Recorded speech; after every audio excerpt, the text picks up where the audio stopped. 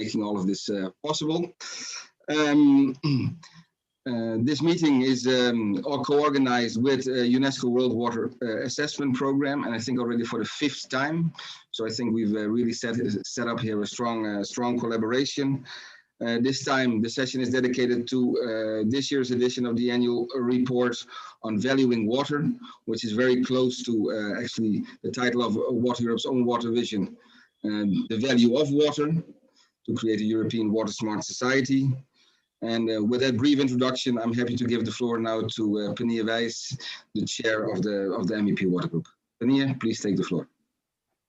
Thank you, Dirk, and thank you all for tapping in, so to speak, this Friday noon for this very, very important event. I look very much forward to have the presentation of this annual Value Water report. It is timely more than ever in the midst of the trilogues on the EU climate law that is going on right now. And I really cross my fingers that the result of the climate law also brings a framework of how to scale up the way that we, both in the EU, but also EU together with our international partners, acknowledge and innovate in the innovation for water and how to bring it on board on every aspect relevant. And that's why I was so happy reading your report, just focusing on the summary, of course, but that I see that you are very specific on water as a resource, also the concerns regarding water infrastructure. Sorry, I've been in negotiations for the whole morning.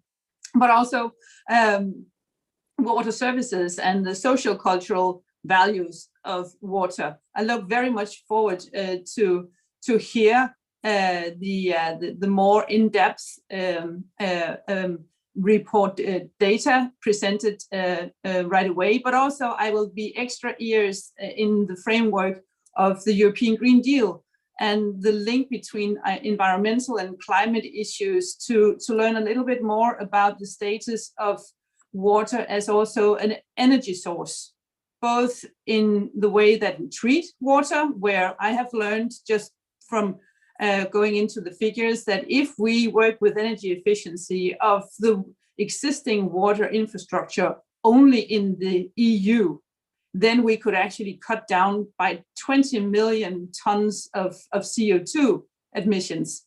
And that is actually a good argument for always remember to integrate water in every climate aspect we are dealing with at the moment. So from my side, I will now give the floor back to you, Dirk, and I look forward to hear all the presentations. Thank you for participating, and I will also take notes and bring them back to the little new guerrilla group in this house called the MEP Water Group, where I have colleagues from the other political groups who are with me ambassadors for raising awareness of water in the climate and all the other political, legal issues and works that we are doing. Thank you for participating.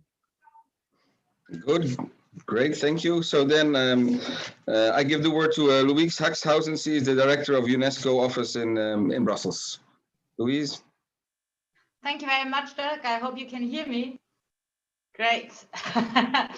Good afternoon, everyone, and special thanks to Pernille Wijs, the chairwoman of the MEP Water Group, distinguished members of the European Parliament, ladies and gentlemen. I'm really honored to introduce this presentation of the UN World Water Development Report 2021. It's entitled Valuing Water. It is a distinct pleasure to UNESCO that we can present and discuss the UN World Water Report and its finding for the 5th time indeed at the European Parliament. And I'd like to thank the MEP Water Group for giving us this opportunity. So what is the value of water? This is a question that this year's edition of the report seeks to respond to from different interrelated perspectives. Indeed, the failure to fully value water's worth in all its different uses is a root cause or a symptom of the political neglect of water and its mismanagement. As a result of this neglect, water scarcity affects today around 45% of the global population, and this percentage is projected to rise with an increase in population, with a higher frequency of extreme climate events, and with migration of people for reasons of economic security and natural disasters, all of which combine to increase the stress on water resources. When water becomes scarce, the consequences are always serious, amplifying inequalities and affecting vulnerable populations in particular. This situation takes us off track to achieve the Sustainable Development Goal 6 of clean water and sanitation for all, and it also creates barriers for accelerating the overall implementation of the 2030 Sustainable Development Agenda. This is why it is so urgent and so important to recognize water's worth in all its aspects. Let me here mention some, Pernille also mentioned some in her intervention before. It's a basic human need and a fundamental human right, a resource for preserving ecosystems and biodiversity, an input to production and socio-economic activity. And let's also be reminded of the more social-cultural values associated with water, including recreational, cultural, and spiritual attributes. This year's World Water Development Report demonstrates that it is possible to reconcile the multiple values of water, and that this is key to achieve sustainable and equitable water resource management. It advocates for holistic approaches to water governance and financing, and integrated methods to address knowledge, research, and capacity needs. In this, the report echoes takeaways from the recent Water and Beyond high-level event organized in January last by the European Commission Director General for International Partnerships and Slovenia, with the support of Portugal as EU presidency of the Council. The Water and Beyond event highlighted the EU's ambitions to build broader partnerships and trigger water investment in support of the Sustainable Development Goals and the Paris Agreement as an integral part of its Green Deal agenda. UNESCO commends the EU and its member states for all efforts to add water more systematically and comprehensively into humanitarian, developmental, and peace efforts. We must indeed strive towards making water a global common good that is necessary for the future, not a commodity. And this can only be achieved through close international cooperation. Finally, and to conclude these remarks, I wish to thank all those who contributed to this report, especially the UN Water family, for its close and continued collaboration. Our deep appreciation also goes to the government of Italy, to the Regione Umbria, which has long supported UNESCO's World Water Assessment Programme. Thank you very much. Back to you, Doug. Thank you very much, Louise. And then I think it's my great pleasure to introduce, I would say, the presentation on this year's edition of the World Water Development Report on Valuing Water, which will be done by Richard Connor, who is the editor-in-chief. Richard, please take the floor.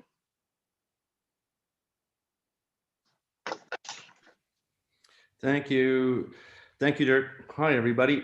Let's just get the PowerPoint started.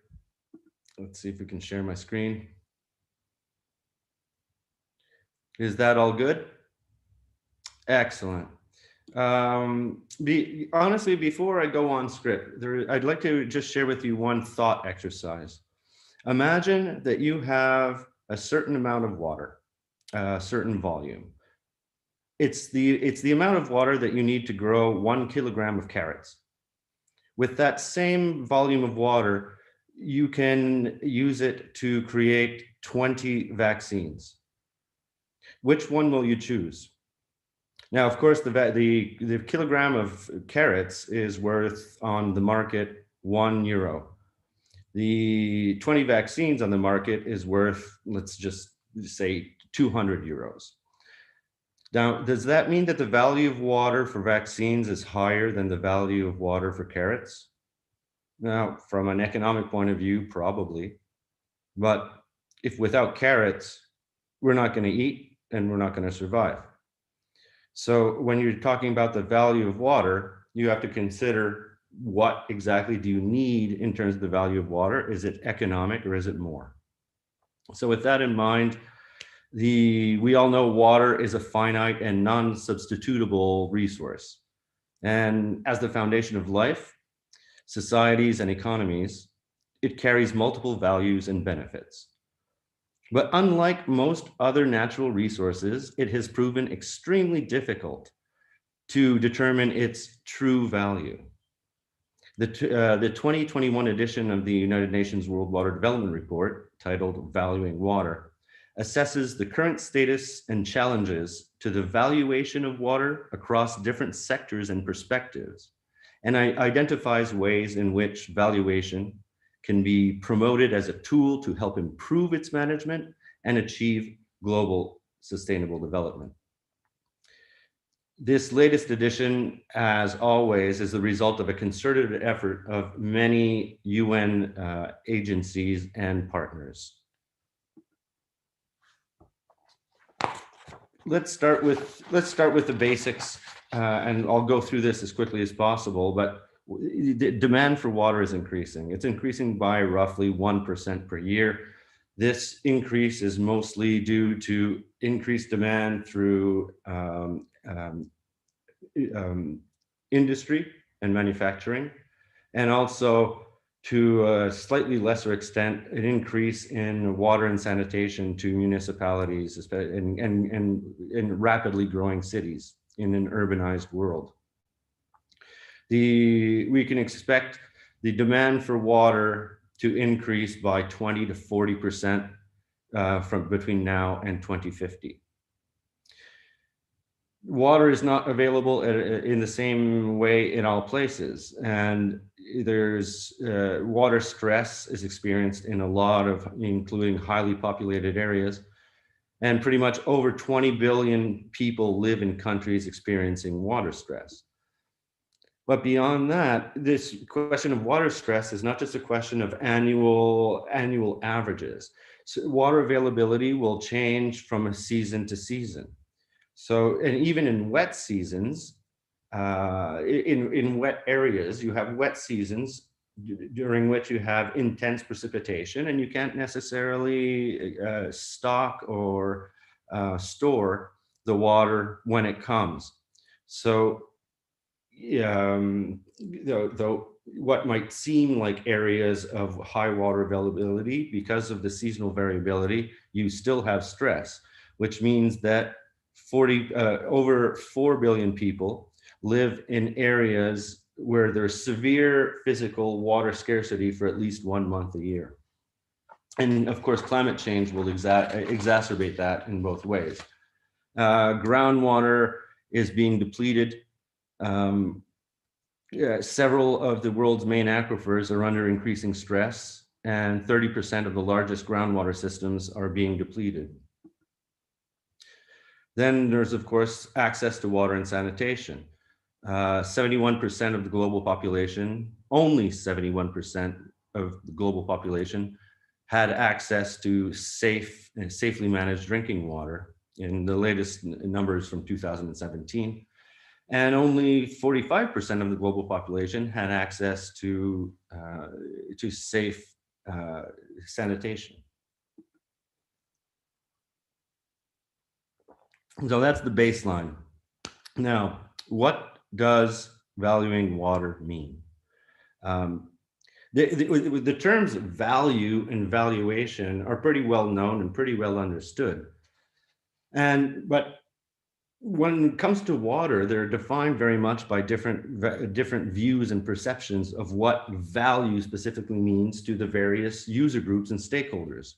And there's also different methods to trying to define what value means. Differences in the way water is valued occur not only between stakeholder groups, but even within specific stakeholder groups. And these divergent perspectives on water value and the best ways to calculate and express it, coupled with limited knowledge of the actual resource, present a challenging landscape for rapid improvements in valuing water. It is, for example, futile to attempt to quantify and compare values of water for domestic use, the human right to water, customary or religious beliefs, and the value of mainstreaming flows, of maintaining flows and preserving biodiversity. Traditional economic accounting often means, it's often a key means of informing policy decisions, which tend to limit water values to the way that most other products are valued, using a recorded price or cost of water when economic transitions occur. However, in the case of water, there is, and I have to underline this, there is no clear relationship between its cost, its price, and its value. And wherever water is priced, meaning consumers are charged for it, the price often reflects attempts for cost recovery and not the value delivered. Yet, regarding valuation, economics remain highly relevant, powerful, and it's an influential science, even though its application needs to be more comprehensive.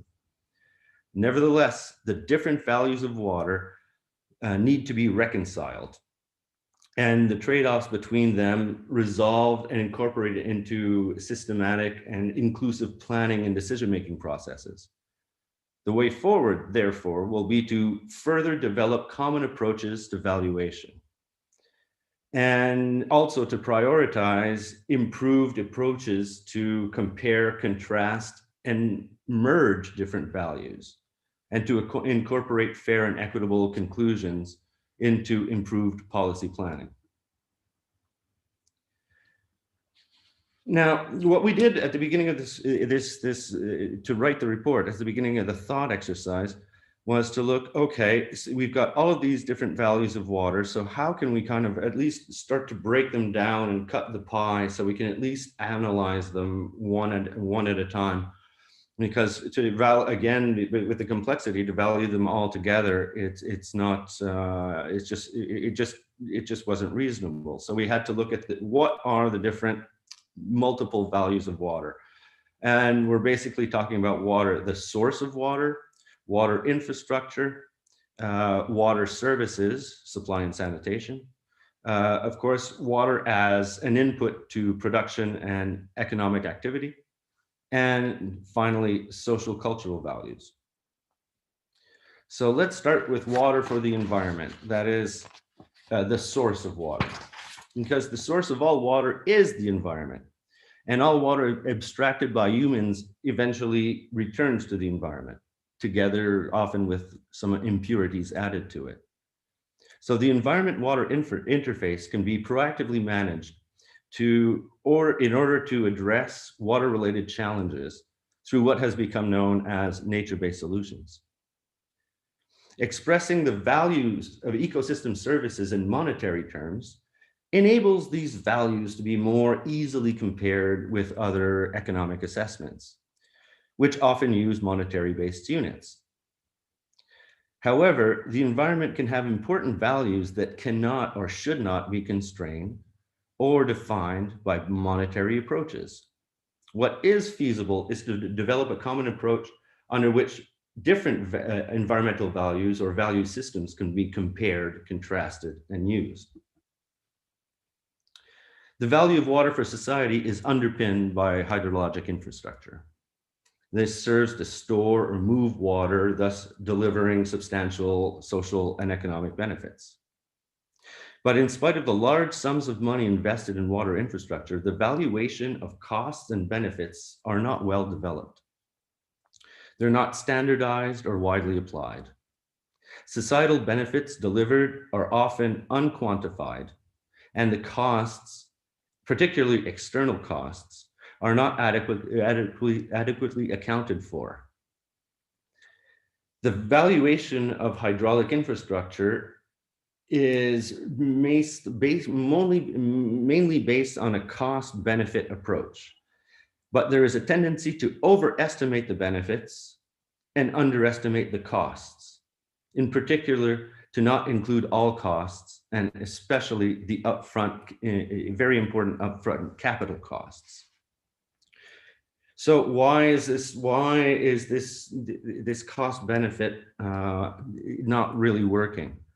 Well, the answer to the question is an even more critical question, and that is the question of value to whom. Valuations tend to excessively focus on target beneficiaries, while other stakeholders may benefit less or even be negatively impacted.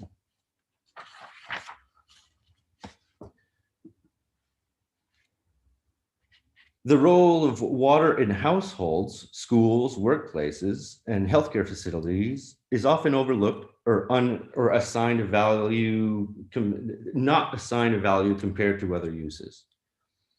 Water is a basic need, a basic human need, required for drinking and to support sanitation and hygiene, sustaining life and health. Access to both drinking water and sanitation are human rights. And it has been estimated that achieving universal access to drinking water will cost roughly $114 billion a year. And the benefit cost ratio of such investments has been shown to provide a significant positive return in most regions. The year 2020 saw the rise of the COVID-19 epidemic, which hit the world's most vulnerable people the hardest, many of them living in informal settlements and urban slums. Hand hygiene is extremely important to prevent COVID-19. And globally, over 3 billion people and 2 out of 5 healthcare facilities lack access to hand hygiene facilities.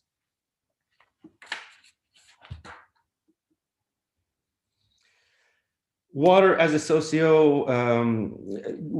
an input to socio-economic productivity. Here we're talking agriculture, industry, and industry and business, and energy. Agriculture uses the major share, 69% of global freshwater resources. However, water for food production is being questioned as intersectoral competition for water intensifies and water scarcity increases. The value assigned to water in agriculture is usually very low. Where water is used for irrigation, for food grains and fodder, we're typically looking at 5 cents per cubic meter. But water for agriculture can still be relatively high for high value crops such as vegetables, food, fruit, and flowers.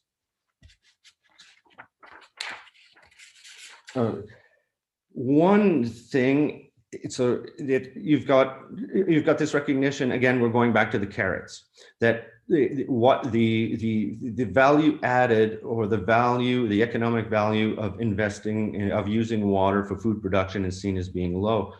But food security and the value of food security is very high. And the value of food security is not usually considered when you're comparing the value of water for agriculture with other uses such as industry.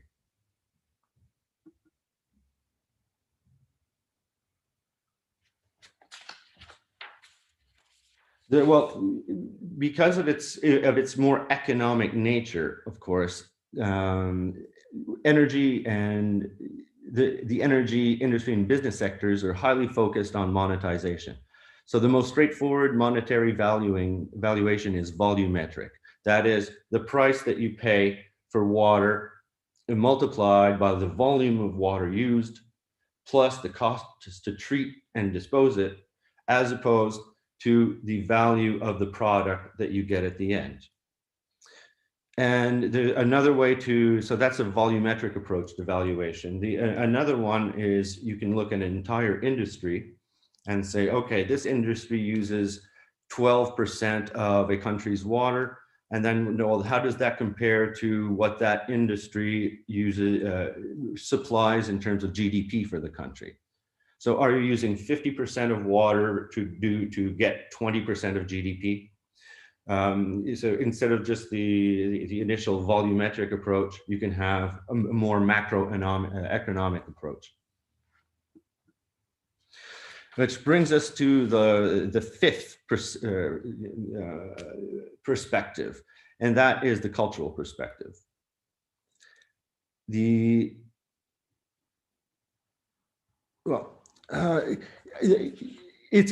Of course, it's impossible to quantify. Okay, well, some cultures hold values that are difficult to quantify and indeed in some cases articulate. Moreover, culture changes and evolves quickly with time. So the values of water to human well-being extend well beyond its supporting role in direct physical life-supporting functions and includes mental health, spiritual well-being, emotional balance, and happiness. And while these regularly defy any attempt at quantification, they can nevertheless be regarded as amongst the highest of water's values. So how do we address these multiple values? And I'm really looking forward to the panelists who will be getting into this in a lot of detail. But we're basically talking about three broad categories, as Luis mentioned. The first is in terms of governance, and that is the active participation of a more diverse set of stakeholders to better inform and legitimize water-related resource management decisions. And this would typically involve the direct participation of groups and interests that are often excluded from water-related decision-making.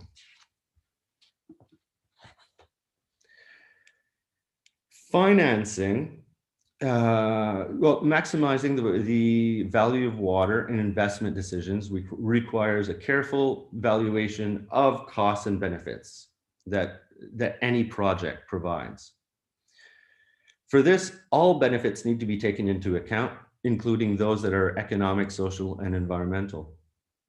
Many of the unintended consequences of these investments, both positive and negative, also must be considered.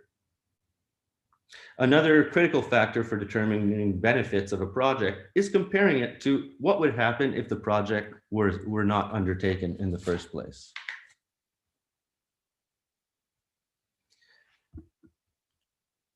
And of course, water-related data and information are central to understanding the value of the resource.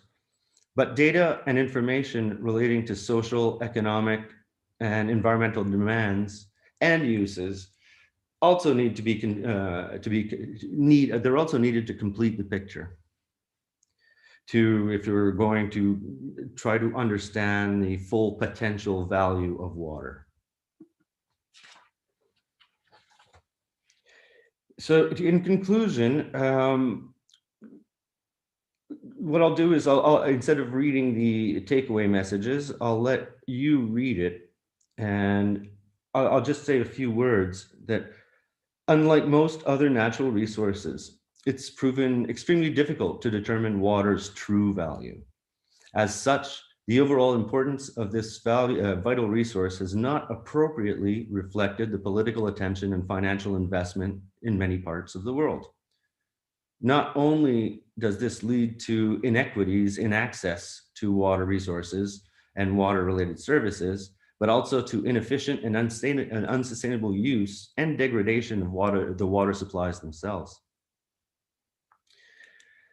So, and I just, as a closing note, I would just like to say that even though it is not always recognized by all, water clearly has value. In some perspectives, the value of water is infinite, since life does not exist without it, and there is no replacement for it. This is perhaps best exemplified by the efforts and investments made in the search for extraterrestrial water and the recent elation in finding it on the moon and Mars. It's a shame that all too often it's taken for granted here on Earth. The risks of undervaluing water are far too great to ignore. I thank you for your attention. Thank you very much, Richard, for highlighting the key elements of this new report, where you really emphasize the difference between the price, the cost, and the value of water, the different values of water, environmental value, socioeconomic values, looking at industry, looking at energy, looking at food, but also the cultural value. And I think also your last remark dealing with, I would say, showing us how important water is for human life by the fact that if we want to if we're exploring for life anywhere else in the universe, the first thing we're looking for is basically, can we find water there? A very nice conclusion. So with that, we move to the next part of our session today, which is the discussion panel, which will be moderated by Gonzalo de la Cámara. Gonzalo de la Cámara is a senior research fellow and head of Water and Economics Department at Indea Agua, and also the leader of the Water Vision leadership team on the value of water. So Gonzalo, I pass the floor to you and I'll let you introduce your panel. Thank you. Thank you very much indeed, Dirk, and thank to all the attendees as well to this very interesting meeting. I'd like to introduce our three guests for this panel session. The first one is Marianne Chielen, the Global Policy Advisor of the United Nations Development Programme, the UNDP, who's largely involved, as Rick was mentioning, in the development of the World Water Development Report. Then we would have Hasmik Barsegian. She's the President of the European Youth Parliament for Water. And last but not least, we have Jacob Boser. He's the CEO of Bosac, a water company. So we will have very diverse views on the issue of the value of water. I just want to provide a leading introduction on the issue, further to whatever has been mentioned by Richard. I think that this report provides us with a great opportunity to move beyond two prescriptive approaches and tautological arguments and cliches about the value of water. Why? Because it's sometimes difficult to progress when we are all on the same page as per the importance of water. So I think it's critical that we manage to go beyond statements like water as a precious resource or the value of water itself. And this report provides us with the right evidence to back up those statements. So I think it's a great opportunity. There's a second document attached to the main report, which is including facts and figures, and I would recommend you all to have a look at it. The second point that I would like to make as an economist myself is that it's not about whether to value or not to value water. We always value water in an implied way when we make choices, when we make decisions. So water is valued. The choice that we can actually make is whether to make that valuation explicit to feed into decision and policy-making processes, as Richa was explaining. The third point is that the value of water naturally emerges when you connect water to something else. Yeah, so we do have the opportunity to go beyond water policy aims themselves, and we need to connect water policy to wider social and economic development issues.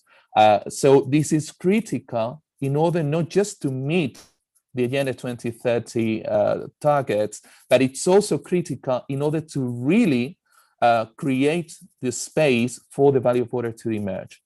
And the last point that I wanted to make is that when you try to understand whatever's happening in terms of the degradation of aquatic ecosystems worldwide and the deterioration of the different water services, you realize that we have very good reasons to make very bad decisions.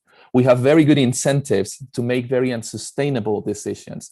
And I think that this report is critical in order to add transparency and accountability in those incentives that we have in different, not just economic, but also human activities when dealing with water resources. So having said this, I'd like to give the floor to Marianne Chielen, as I said, Global Policy Advisor of the UNDP.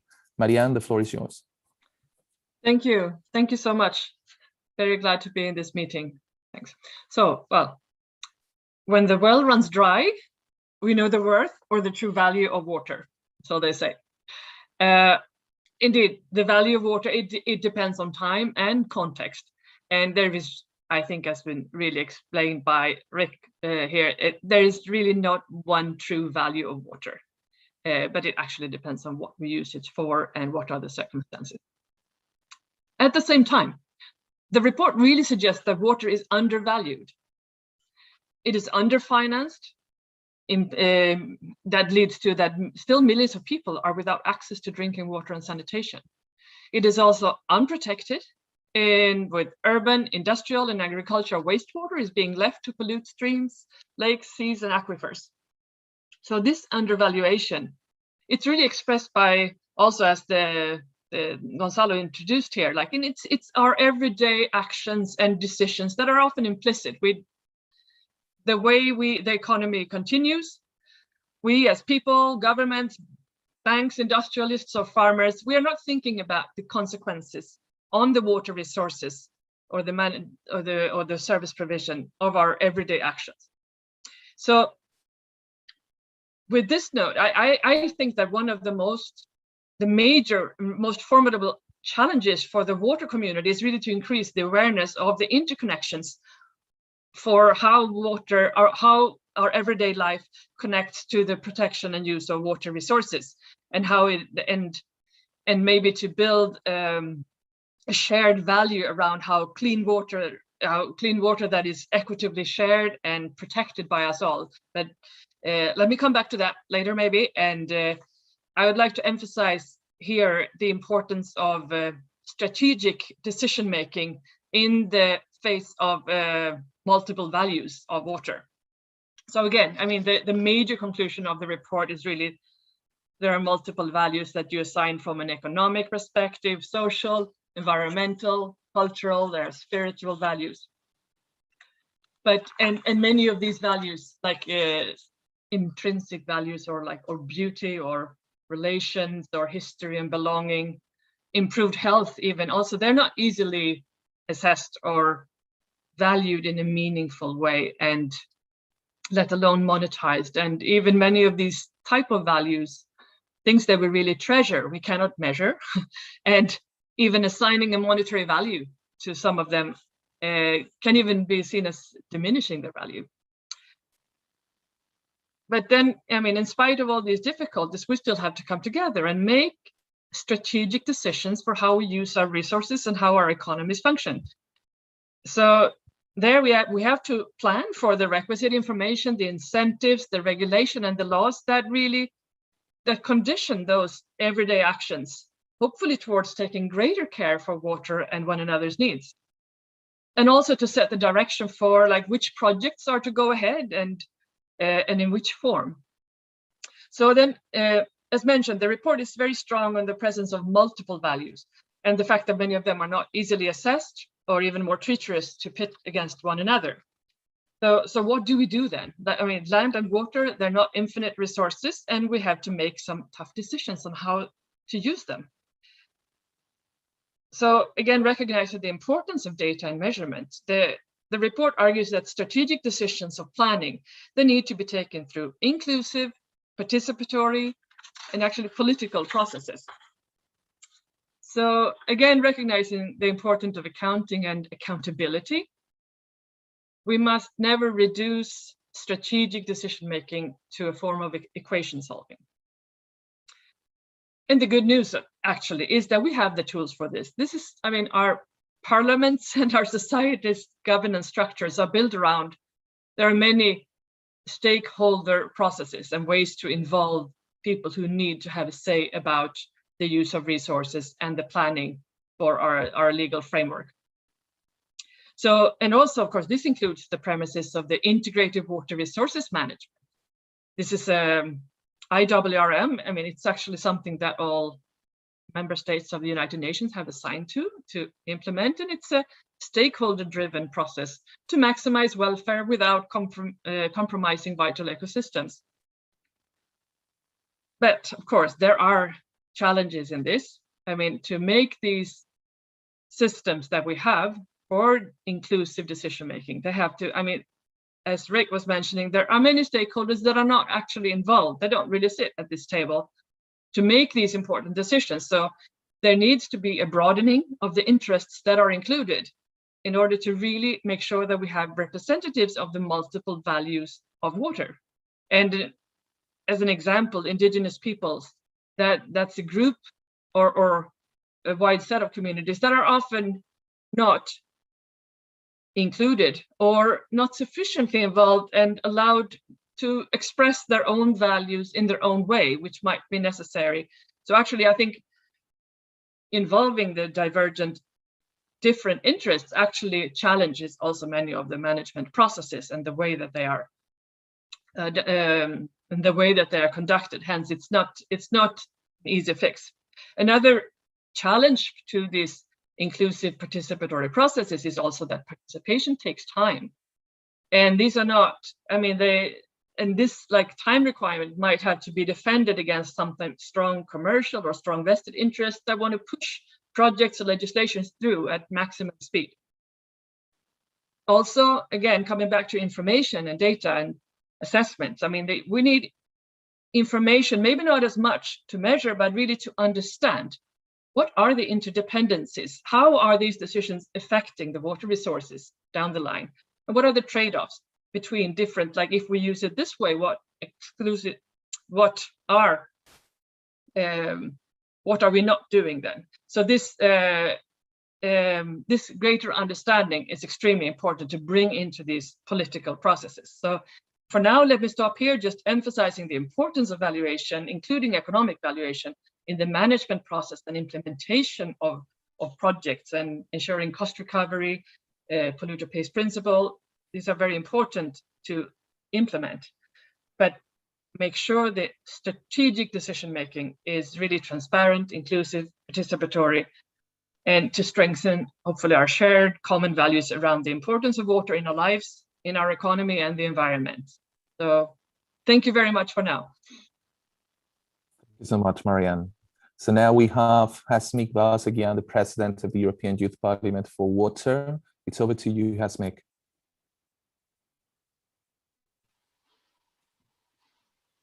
Thank you very much for this exceptional opportunity, Gonzalo and all the organizers, and especially thank you to MEP Water Group.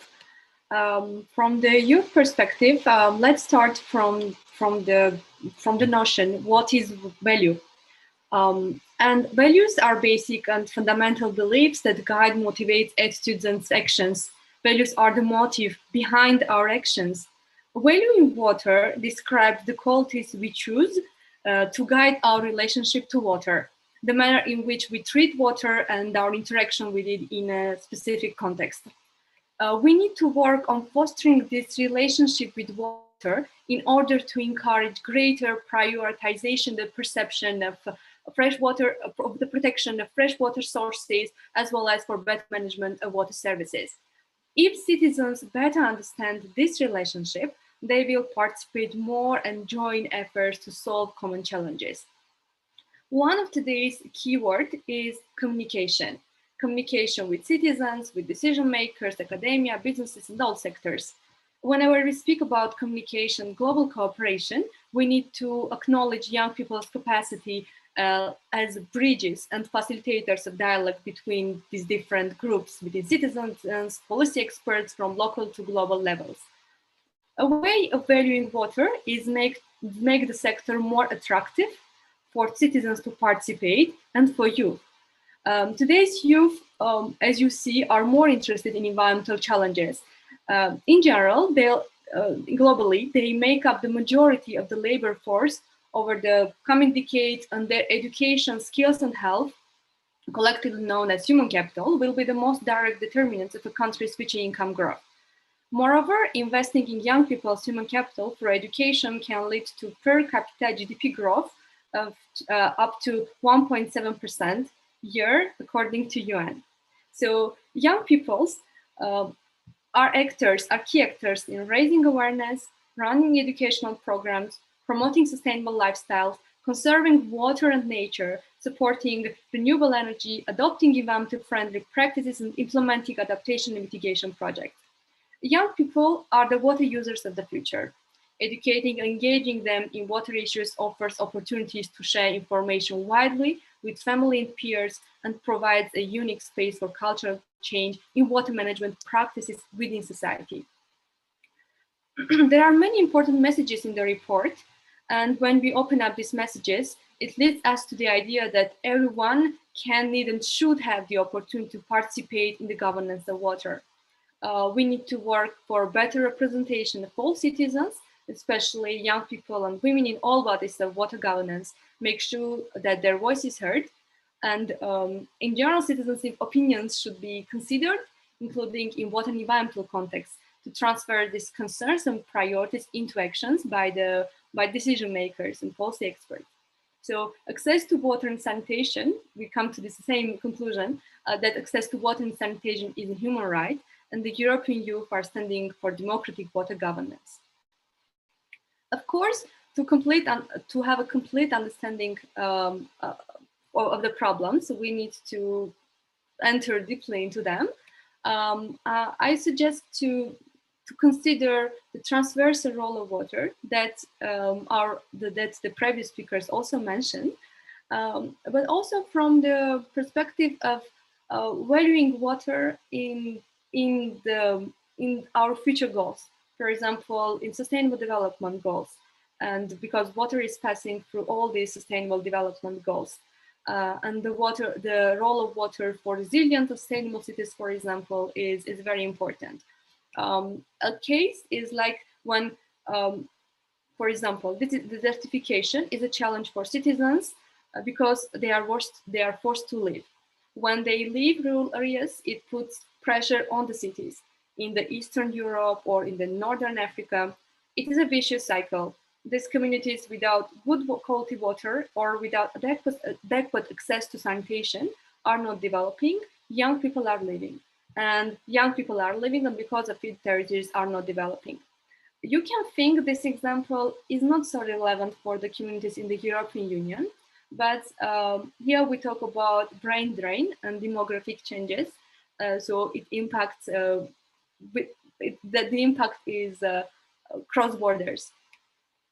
The equal development means reconnecting the citizens to their territory and to reinforce their feeling of ownership so they participate to solving challenges locally. And finally, let's see the question of valuing water from another angle. Water as a means for cooperation and water diplomacy.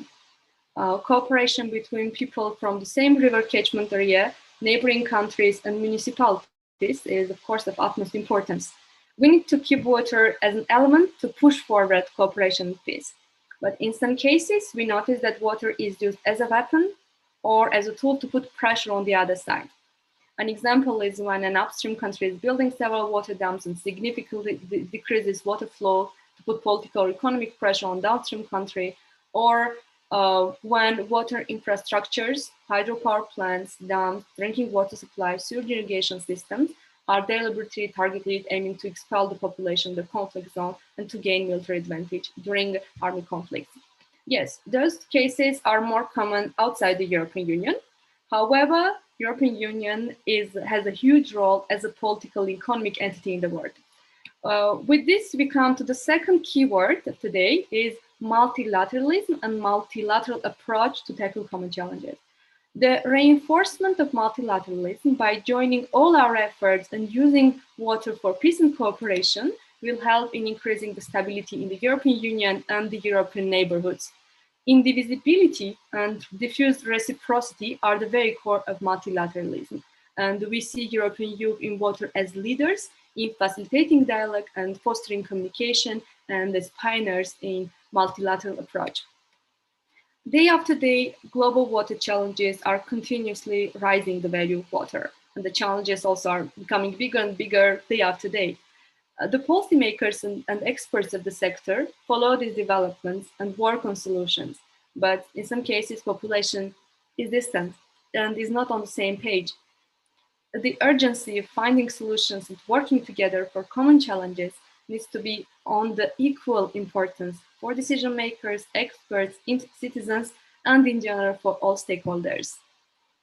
I will stop here, and I'm looking forward to your questions and to discuss more on this topic. Okay, thank you very much, Hasmik. And now it's the turn of Jacob Bozer, as I said, the CEO of Bozac Water Company, and I'm sure he'll explain much better his standpoint on the value of water. Please, Jacob. Thank you. First of all, thank you for being part of this exclusive panel.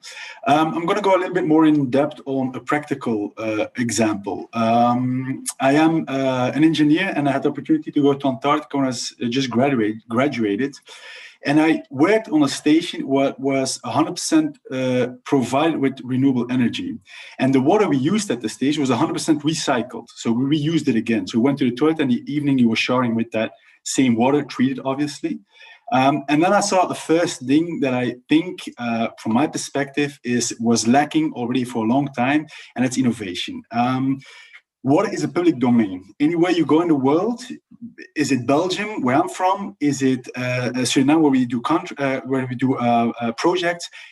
Water is owned by government, basically. It's government who sets the policies, who govern the water companies that are supplying water to the people. And because governments companies do not have the big tendency to innovate. I don't want to offend any company, of course, but that's something that you see. So, and I have the feeling that the last 5 years, there's more and more incentive to innovate. And we as a private player, a small company, we have also the speed to innovate fast. And first of all, innovation is a very big part of solving water issues. Now, coming to the value of water, the value of water is clear. I think we don't have to discuss, like Gonzalo also said, there's a value. Of course, there's a value.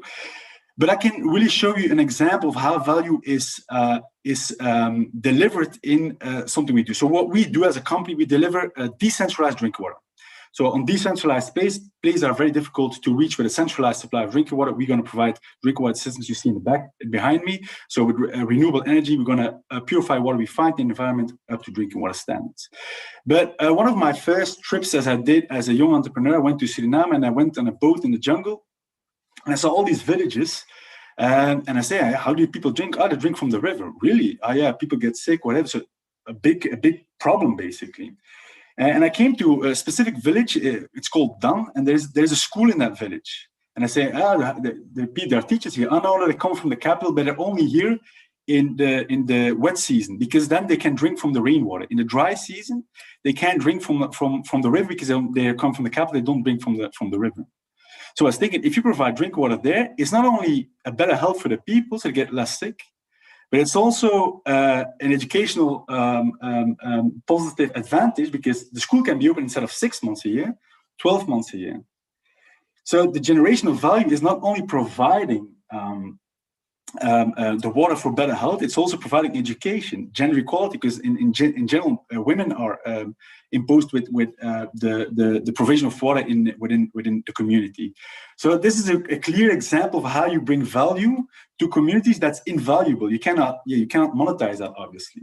So that's the first thing. The second thing is, as well, I want to make a point, is because water is a political product, however you want it, how do we deal with that as a company?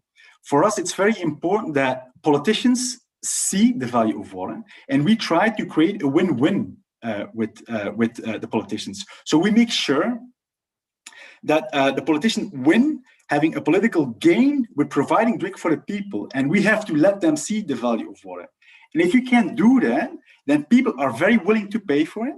They're very willing to accept these solutions to their communities, and the politicians are also prepared to support that. The buy-in is crucial, both from the political decision level as from the local communities. And if you have both of that, you really can create value. And because, for example, in one of our countries where we're active, people pay 10 cents for 20 liters. Now, if you calculate that a cubic meter price, that's $5 for a cubic meter, which is way too expensive. But people use less, and they're willing to pay for it because they understand the value for them. So there is really willingness, and there's a lot of positive vibes, basically, that for providing water to people. And sometimes I have the feeling that we don't dare to ask money of people that need the water, or that we don't dare to show them their responsibility in the whole the whole chain of water provision in providing technology that people can drink the water, but and also empower them that they have control over the water source in their community. You empower them to supply it to the people, but also they gain a little bit. You create economy, you create schooling, you create gender equality, you create so much more than just drinking water. And that's my point I want to make. So it's more from a practical point of view, but it's absolutely willingness also in these political levels and these decision levels to make a change. But you have them show their win, because if you partner any company, if you partner with another company, they need to win as well. We need to win. That's how you work together. And it's the same with political levels for us. We're not policy makers, we're not decision makers. They are, but we can make sure that they make better decisions. And we help them with that to create that win. And that's how we create the value for them. Again, value creation. Value creation for water. It's not to do with water. It's value creation for them, for their political career, whatever. And we make sure that people get drinking water on site in an economic, sustainable approach on site. And I think that is underestimated, the willingness, if you said it right. Education also super important in that approach. So that was it from me. I think there are questions now. Okay, thank you very much. I'd like to propose the audience a very similar exercise to the one proposed by Rick at the onset of his presentation when he was talking about the carrots and the vaccines. Just think of anyone outside of this group of, educated people that may say that he or she is not interested at all in the value of water. So we could, after listening to these three introductions by Marianne, Hasmik, and Jacob, we could say, well, are you actually interested in social cohesion, spatial development, energy and food security, climate change adaptation, poverty alleviation, peace and diplomacy, macroeconomic performance? Because many of these issues have emerge in the discussion that we've already had in this panel. So water is at the core of all of them. Yeah. I think that there was something interesting mentioned by Jacob, but it shows the complexity of the issue of the value of water when he was saying there's willingness to pay, and when, if we convey the right messages, people might be willing to pay. But at the same time, we know that there's a discussion about leaving no one behind and protecting the vulnerable people, low-income households, and how the discussion about the willingness to pay has to be matched with the ability to pay. And for instance, you may have seen that there's a mythical discussion around water tariffs because people tend to say that they're too high. But in fact, what we realize is that the problem is that sometimes disposable income from some households is very low. So the issue might not be about the level of the tariff, the issue might be about social exclusion and poverty. So no matter where you look at, but when discussing about the value of water, there are so many angles and so many connections with other issues. And that's why I mentioned at the onset of my introduction that we need to master complexity, that we need to be able to accept that the complexity is at the core of the discussion about the value of water. Okay, there are some questions from the audience. Yeah, Peter Rubik was asking which values of water should be measured by sensors or filtered to avoid the danger of unknown pathogens. So the current pandemic has clearly showed one dimension of the value of water and how important this might be. And of course, we look at this from a biased perspective from the European Union, because in most of the countries in the European Union, there's universal coverage of services. But when you go at a worldwide level, you realize that there are more than 2 billion people without improved access to water, or more than 3 billion people without improved access to sanitation. So is any of you interested in addressing this question by Peter Rubik? But let me add an additional one.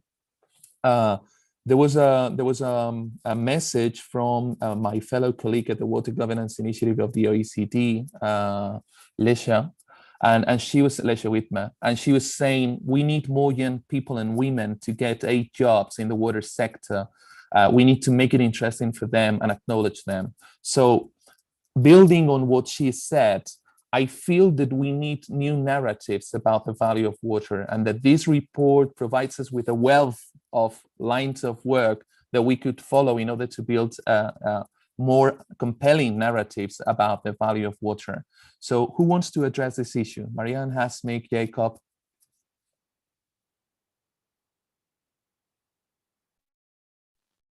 Well, I can go at least in the first part of the question, because that's more a technical question, I suppose. The thing is, that's also a bit of the vision of the company that we work on, is if you provide water for a country in Africa, South America, Latin America, which is not developed as we are, then we say they have to have the same access to the same quality of water than us. So we sell installations that we also sell in Belgium, because I don't think it's fair to say, oh, they water, it's drinking water, but it's a bit of less quality. If you and I won't drink it, then we don't provide it, basically. But that comes with technology, obviously. From a technology point of view, anything is possible, basically. It's always, what is the cost of it? It's a costing, obviously, because in ISS, they already do it for decades. They purify water 100% back into circulation, so they drink their own urine, basically. So that's possible. Also, quality guarantee is something we really work on, because in remote areas, it's challenging. But of course, you have so much more technology than you ever had before. You have the IoT, all our installations are connected to the internet. We've developed sensors that we can see from the tap water in Belgium, the difference between the morning and in the afternoon. So we can see anything in the water that changes, so we can stop production and send our local partners on site to check whether is there a real problem. So from a technological point of view, basically anything is possible. And that's the first thing I want to say. You can do chlorine. Sometimes you don't need. We do use LED UV. You can do peroxides. So there's a lot of things that are possible to guarantee 100% safe drinking water. Because we work as a company, work with public health. We cannot afford to provide water which is not drinkable. Period. That's the name of our company is connected. Not even because there's demand of the government. Obviously, there's demand, but we as a company can't provide. And that most companies that work like that should think like that, I suppose, and think like that. So from a quality point of view, there's really no issue if you look from technical sides. I don't know if that answers your question, but that's my idea about it. Okay, Marianne, I think you wanted to take the floor. Oh, definitely, thank you. Yeah, I could reflect a lot on the issue of, I'd say, filtering or total water quality. And I could just say that, I mean, it was mentioned, I'd be happy to get back also, like the issue of willingness to pay. There is, of course, globally a huge willingness to pay for absolutely or very clean and safe water. And I think it's something which has, like, in terms of in the willingness to pay, I mean, especially among higher income people, even in low income setting, there is a huge demand for better services, and so that which would in principle be a huge commercial incentive for even more secure water services, but maybe for also the more privileged people. I think that's a little bit of an issue, but this willingness to pay is also shown, for example, if we speak about low income areas and around the world, also the bottled water that we see is not necessarily a chic trend of being healthy, but often a way to actually purchase what you perceive is a higher quality water and more safe from any contaminants. So there's definitely a demand for that. And I think also there's a lot of innovation that's going into this attractive or even commercially attractive area. And for example, a lot of the bottled water that is sold in low-income cities would be, like, you know, it says it's treated with ozone, it's treated with, I mean, that's the way to market your bottled water, this additional security check. So I think there is a huge potential, not necessarily something that's generalizable. So I think there are some issues that I'll be happy to discuss, cost recovery and extension of systems later, if that's interesting. Also on the question about, I think there was also the question about paid jobs in the water sector, and I think also Hasmik highlighted the importance of making the sector attractive. And so I think, I mean, of course, like if you say, I mean, the water supply sector has a huge challenge in actually attracting a more diverse set of labor, and especially an improved gender balance. And I'm sure that that would actually help improve performance. And it's something that's also, I mean, to attract young, talented people of both, of all genders, I think it's also important that pays are increased. I mean, workforce is not a huge liability on, I mean, it's not a big cost in the water supply as it stands in most countries. So there's definitely a potential there. But then of course, I think we can also have greater gender balance also in the political process. I think there, maybe when we go out of engineering, actually gender balances tend to improve. But I think the coming back to Hasmi's comments, I think to increase the attractiveness is really important. And one way to do that is, of course, by better salaries. Just on the balance sheet of water suppliers, just to mention like a major cost of most water utilities are in providing water services. I think it's been mentioned in the chat and also by previous speakers, including the opening, also is the cost of energy. I mean, water providers are not really paying their workforce, but they are paying for energy inputs. So that partly it points to that the water supply sector has a huge contribution to make to climate change mitigation by saving energy, and maybe also turning increasingly, as highlighted by Jacob, also the solar powered. I think that's so there's another on the cost side. I think the water supply sector has huge potential and great challenges. Thank you. Yeah, there is a very interesting question by Sabine from Hydraloop, pointing out at a field in which the European Parliament has been recently very active, which has to do with circular economy and promoting the reclamation and reuse of water for agricultural purposes. So the point she's making is, whether you actually have views on this, because in fact, what you can actually see when we move from linear processes to circular economy is the change in the value proposition. So do you have any views on this? Do you see any drawbacks, any interest, any opportunities around the reclamation and reuse of water for different purposes?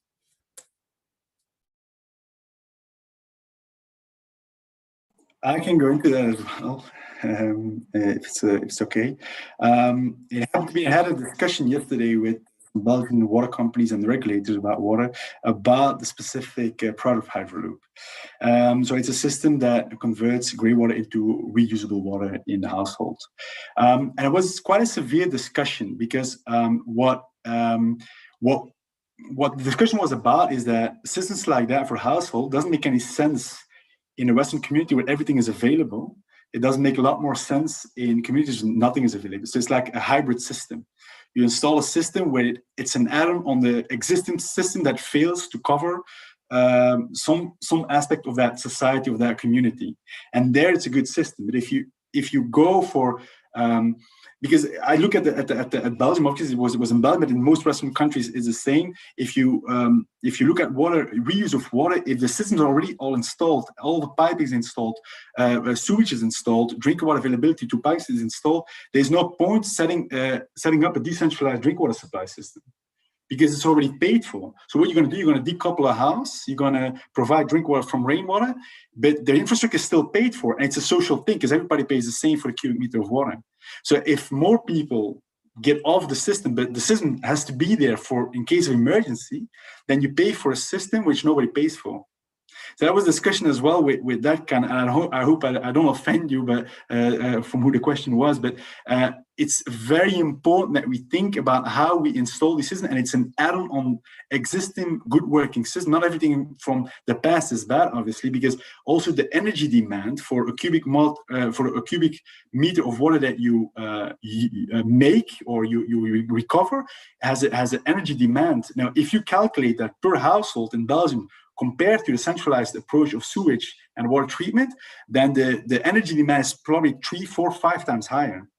And then you're working against climate change, basically. So what is important, if we go to circular economy, it has to be an add-on. It has to be better than the system we work, and we have to go through all the, not just from a superficial point of view, but really going into deep. What is the real added value of the system that we install? And I think it's important for many things that we tackle, that we really go in depth of why is it better or why isn't it better. That's my point of view. It was an interesting discussion. Okay, Hasmik, Marianne, would you like to add on this? Yes. This conversations remind me the saying of famous chemist, famous French chemist, was saying that nothing in the world is appearing or disappearing. Everything is transforming, and everything everything is in the movement of transformation. And valuing water also means that the understanding of going to not only better use of resources, but also understanding that we need to change the roots of our actions in every sector. So understanding that we need to change the what is growth for us, what is progress for us, and if we if we make changes in this roots of understanding of growth and progress in general, then we will change the actions in every sector. I mean that all the companies, businesses, and academia, all the sectors, they need to change how they live, and from like optimization of water resources, it can be in different sectors or in the everyday life. So one of the ways of valuing water is also in this, of changing the understanding of big notions like growth and progress, and don't fix on more production, but more sustainable growth and sustainable development. Okay, yeah, Marianne. Yeah, so on the issue of reuse, I mean, I think it's really important, and it's one way of moving where we must go to save both water and energy, and of course there is I mean, there are many ways. I think a lot of the challenge, partly it's of course to have the infrastructure for it, but it's also an information challenge.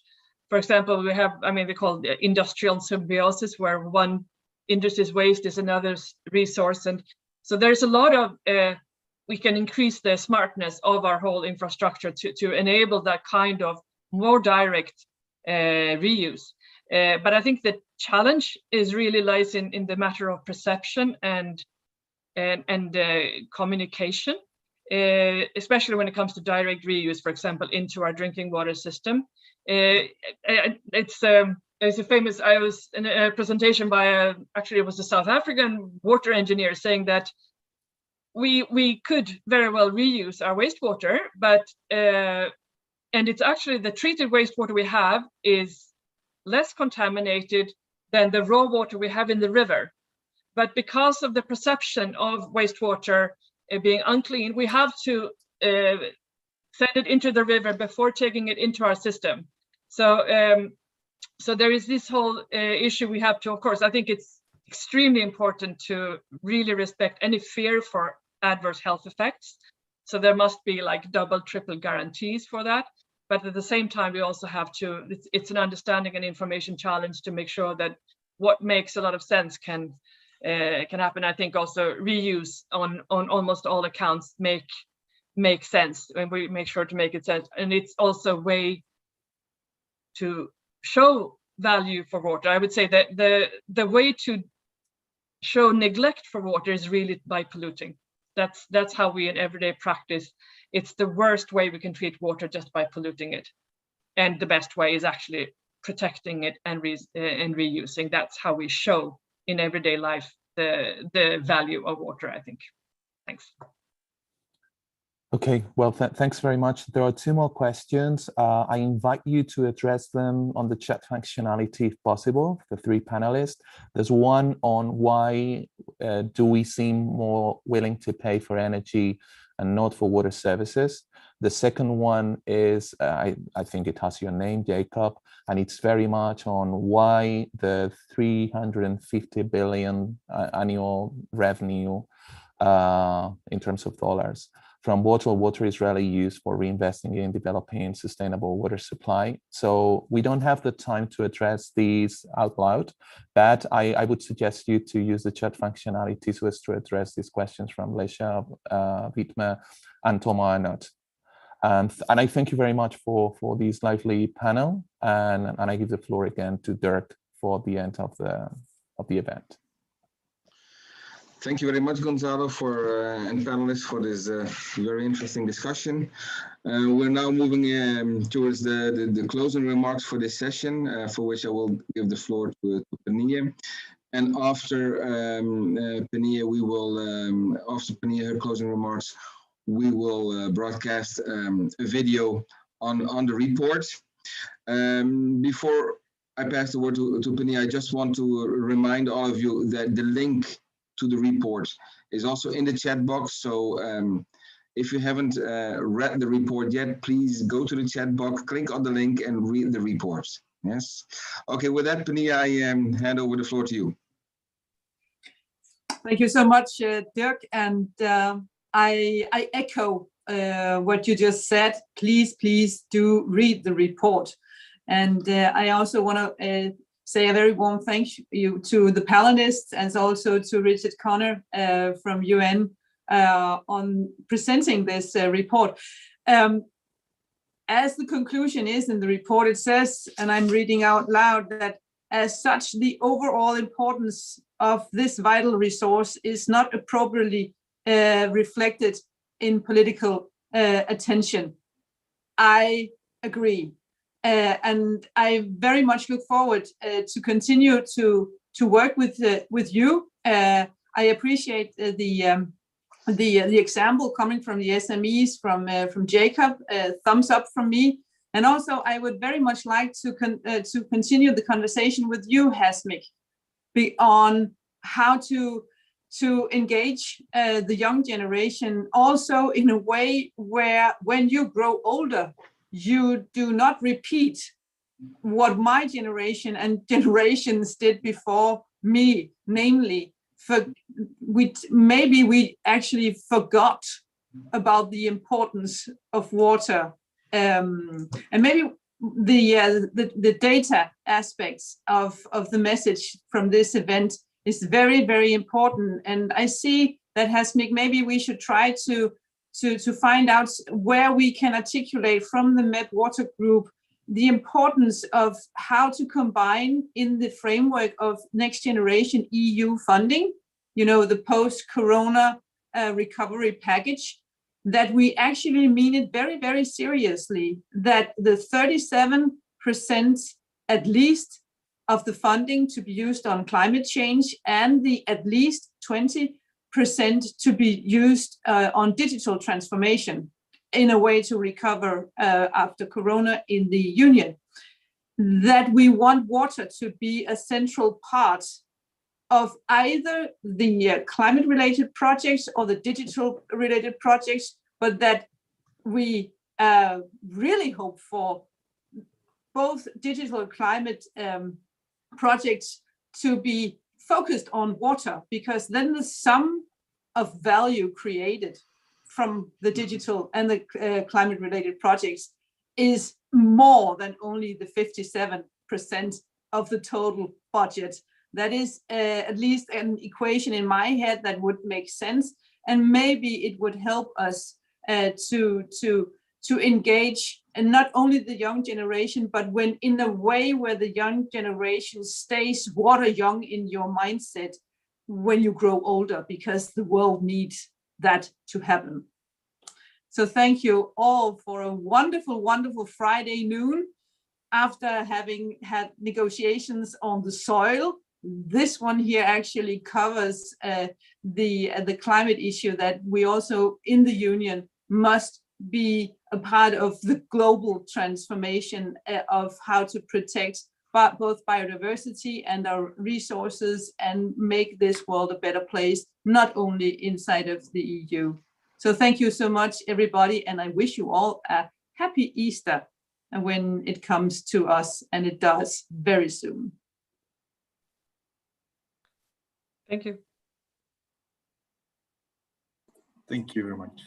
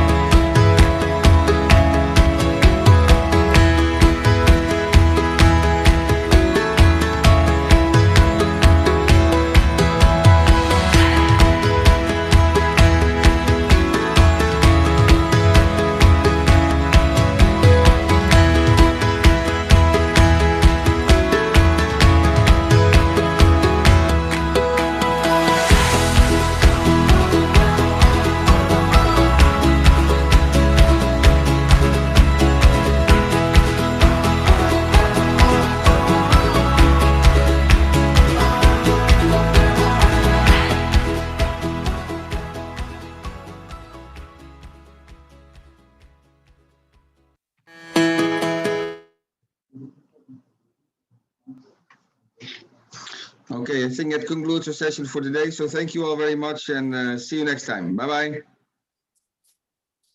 Thank you, everyone.